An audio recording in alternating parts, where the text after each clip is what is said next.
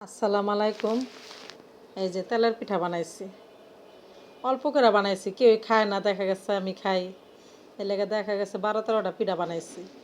এই যে পিঠাটা এমনি সুন্দর হয়েছে। এই যে এই যে এমনি পিঠাটি মচমচ হয়েছে, আতপ চালের পিঠা, মচমচ হয়েছে পিঠাটি। এমনি পিঠাটি ভালো হয়েছে, খাইতেও ভালো লাগতেছে। পিঠাটি এমনি অনেক সুন্দর হয়েছে পিঠাটি। এই যে বেশি বানাইনি, অল্প করেই বানাইছি। ছেলে মেয়ে খায় না, ওই আমার হাজব্যান্ড খাইলো 4টা পিঠা, ওই বাইজি খেলো একটা পিঠা। এই আর এই যখন রয়েছে যে কটা, এটা আমারই খাইতে হইব, আর কেউ ওই মুখে দিব না। এলে অল্প করে বানাই, অল্প করে বানায় বানায় খাই। প্রতিদিন তো আর দোকানে তো কিনাই না, খাওয়ান যায় না।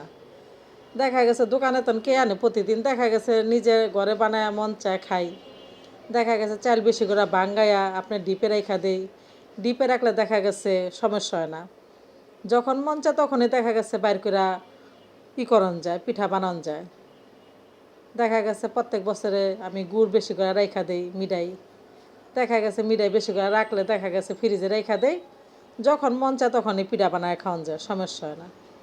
এই যে বানায় আমি 2টা খাইছি, ভালোই লাগছে মচমচা। এই যে এখন এটি থুয়া দেবো, কালকে আবার খামো, নরম হইব আস্তে আস্তে, কালকে খাইমু। ভিডিওটা যদি ভালো লাগে লাইক করবেন, কমেন্ট করবেন, শেয়ার করবেন।